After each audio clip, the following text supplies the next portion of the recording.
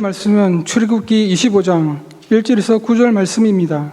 주님께서 모세에게 말씀하셨다. 너는 이스라엘 자손에게 말하여 나에게 예물을 바치게 하여라.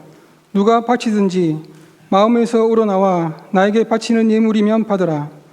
그에서 받을 예물은 이라니 곧 금과 은과 동과 청색실과 자수색실과 홍색실과 가는 모시실과 염소 털과 붉게 물들인 수양 가죽과 돌고래 가죽과 아카시아 나무와 등장용 기름과 예식용 기름에 넣는 향품과 분향할 향에 넣는 향품과 에봇과 가슴바지에 박을 홍옥수와 그 밖의 보석이다.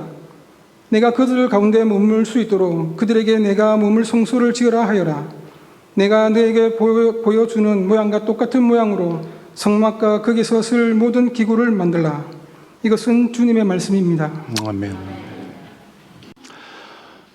요즘 온 세계인의 관심은 이스라엘과 이란 사이의 전쟁에 가 있습니다.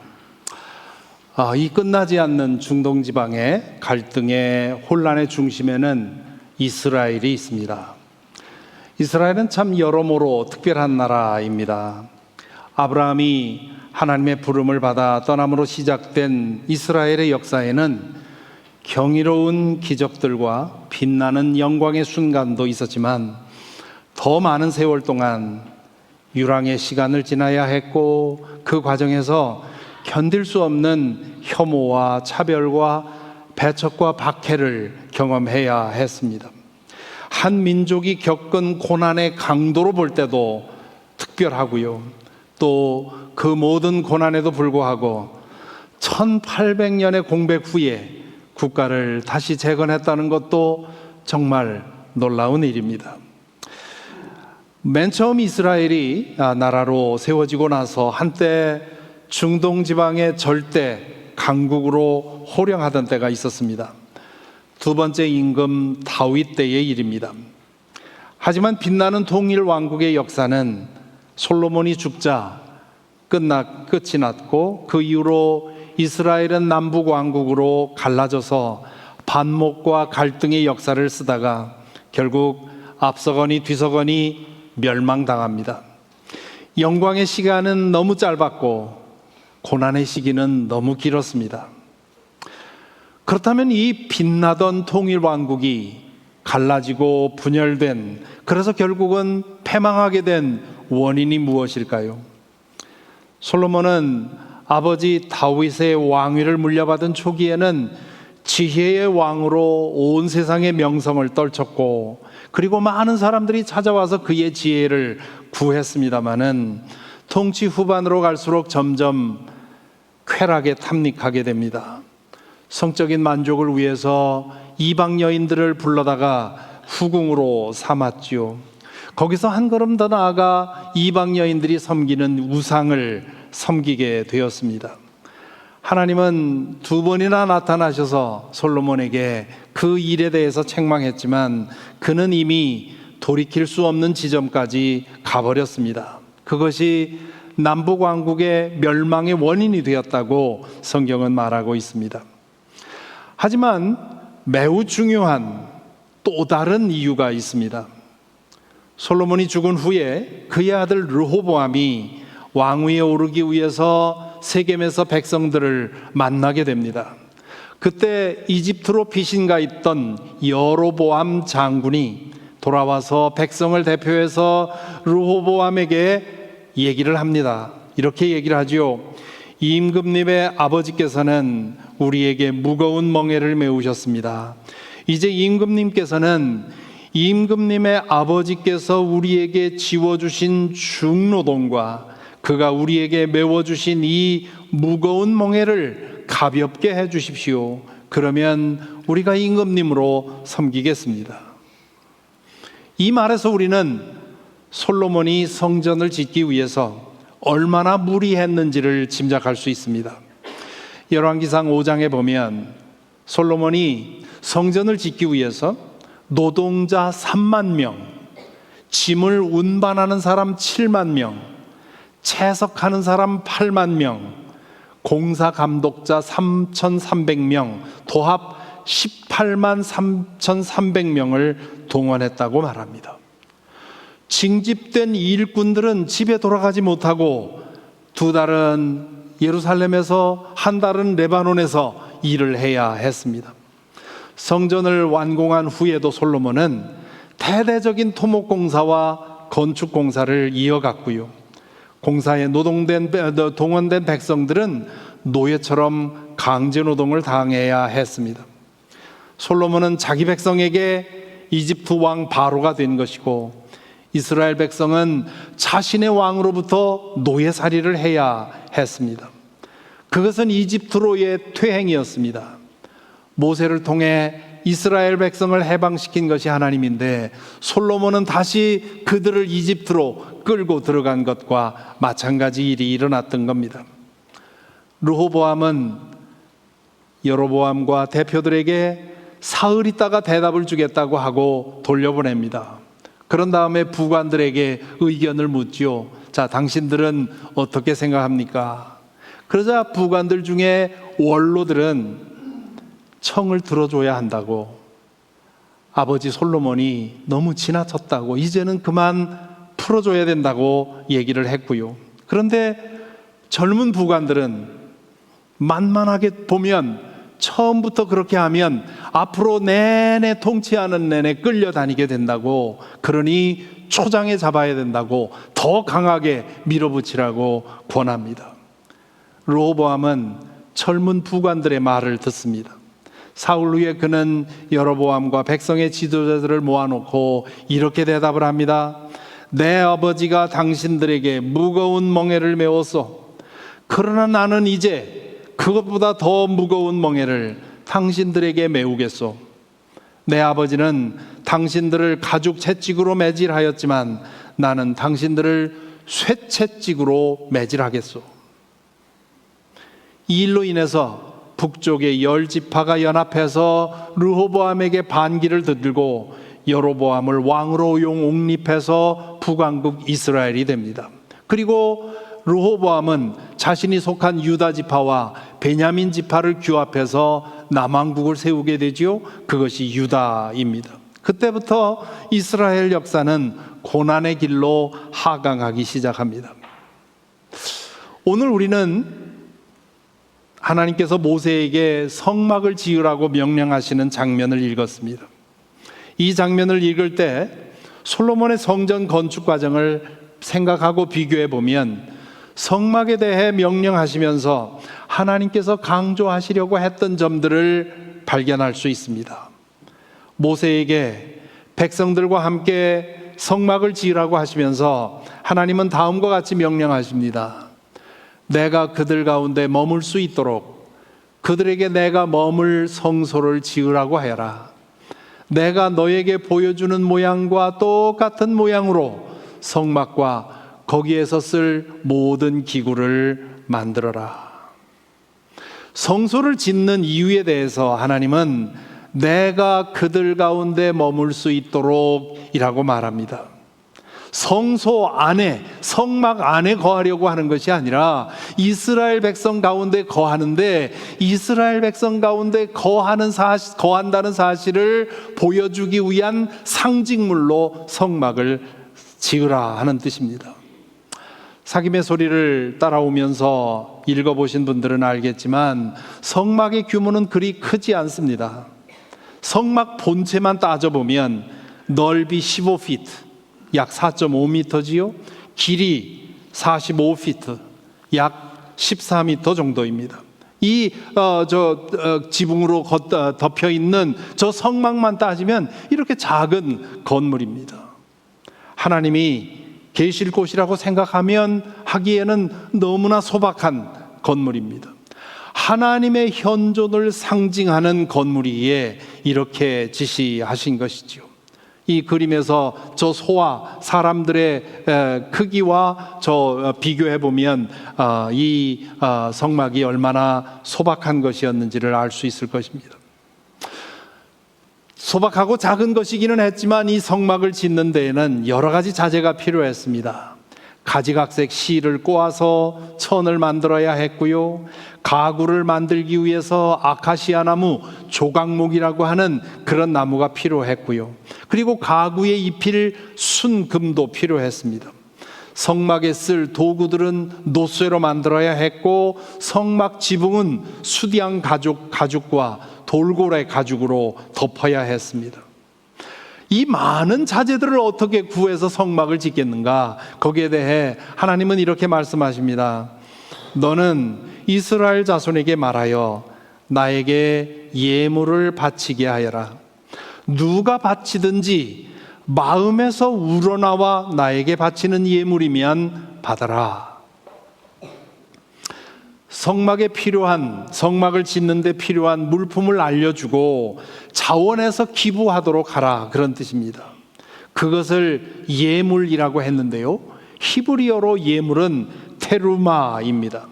테루마는 높이 들어 올려서 바치는 그런 행동을 의미합니다.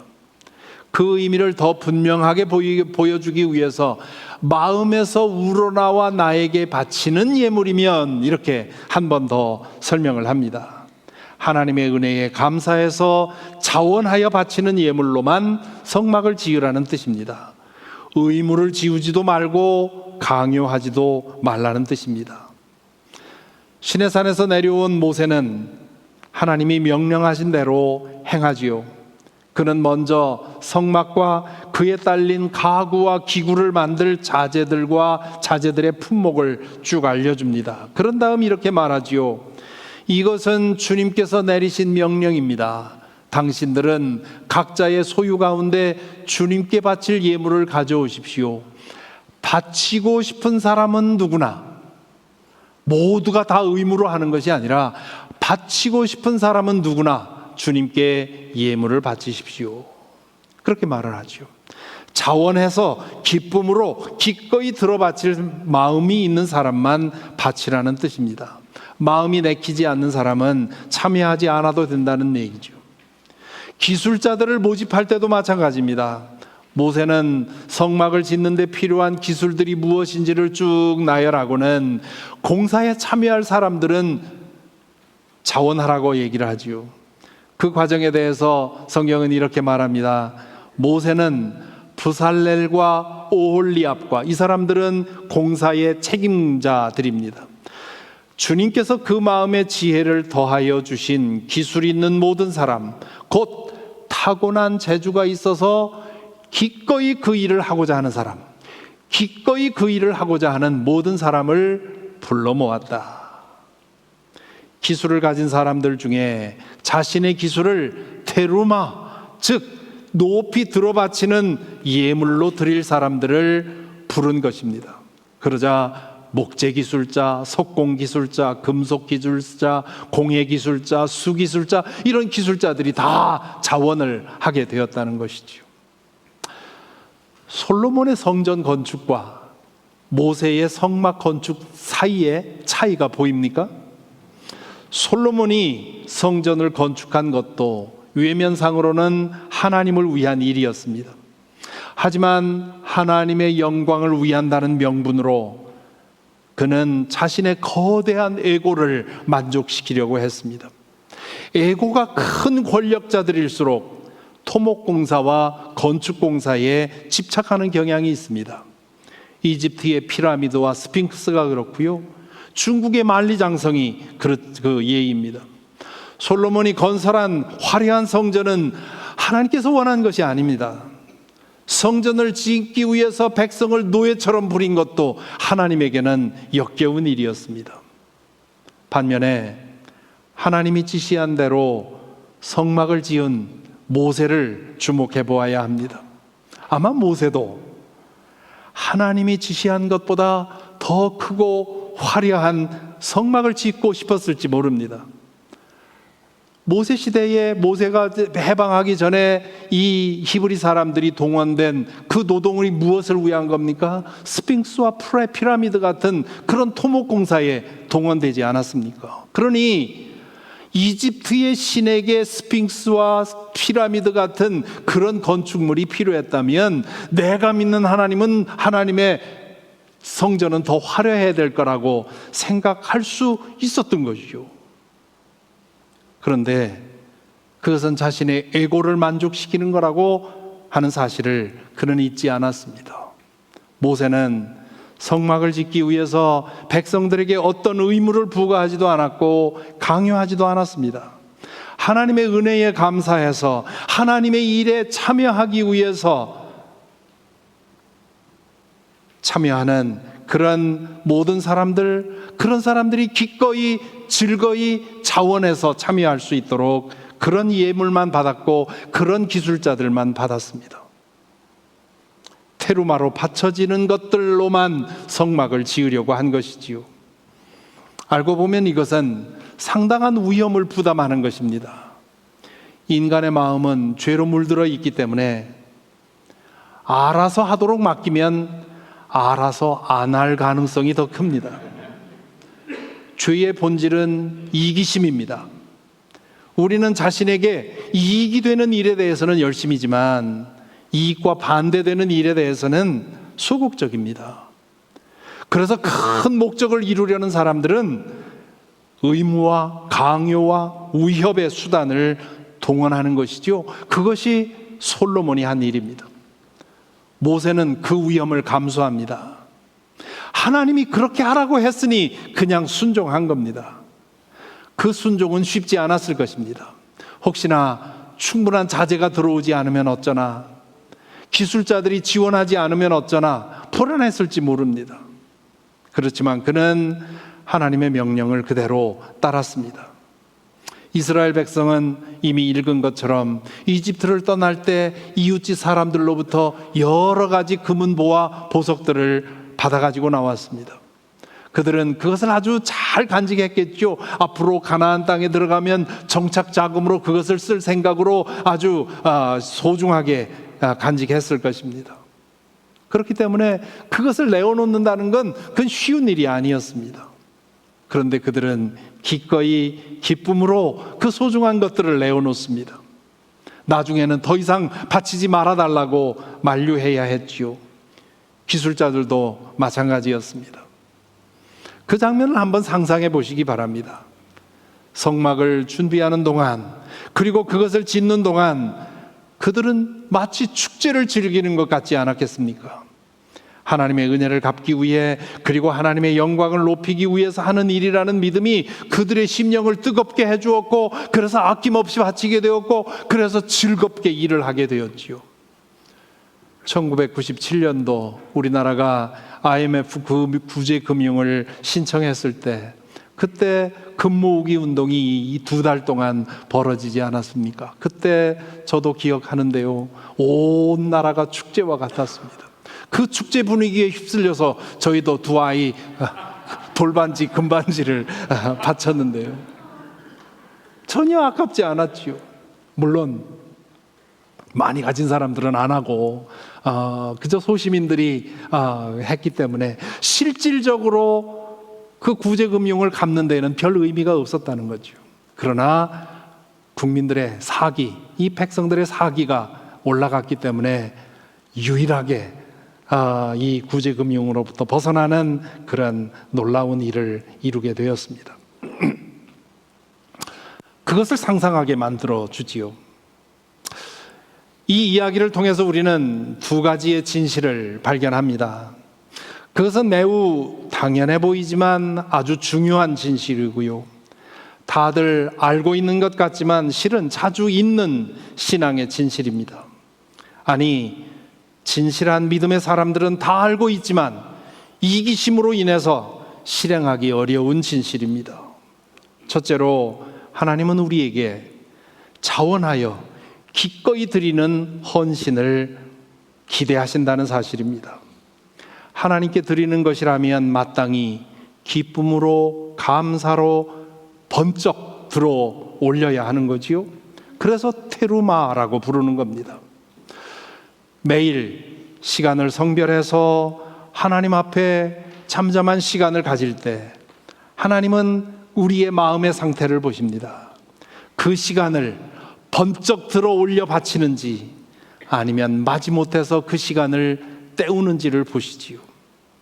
하나님을 위해 예물을 준비할 때 하나님은 우리의 마음을 보십니다.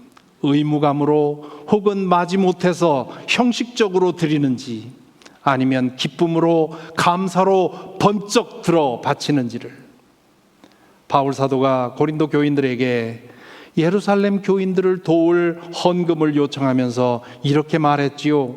각자 마음에 정한 대로 해야 하고 아까워하면서 내거나 마지못해서 하는 일은 없어야 합니다. 하나님께서는 기쁜 마음으로 내는 사람을 사랑하십니다. 하나님의 일을 위해 봉사할 때 하나님은 우리의 마음 상태를 보십니다. 그 시간과 재능을 번쩍 들어 아낌없이 들어 바치는지 아니면 의무감으로 억지로 하고 있는지를. 여러분도 그동안 마음 없는 선물을 받아보신 적이 있을 것입니다. 그런 선물을 받는 기분이 어떠하셨는지요? 받지 않은 만도 못하지 않습니까? 마찬가지입니다. 그것이 시간이든 물질이든 재능이든 자원하는 마음이 없는 예물은 하나님에게 기쁨이 되지 못합니다. 아무 조건 없이 기쁨으로 기꺼이 감사한 마음으로 번쩍 들어 올리는 것만이 하나님에게 기쁨이 되고 그분의 뜻을 위해 사용이 될 수 있습니다.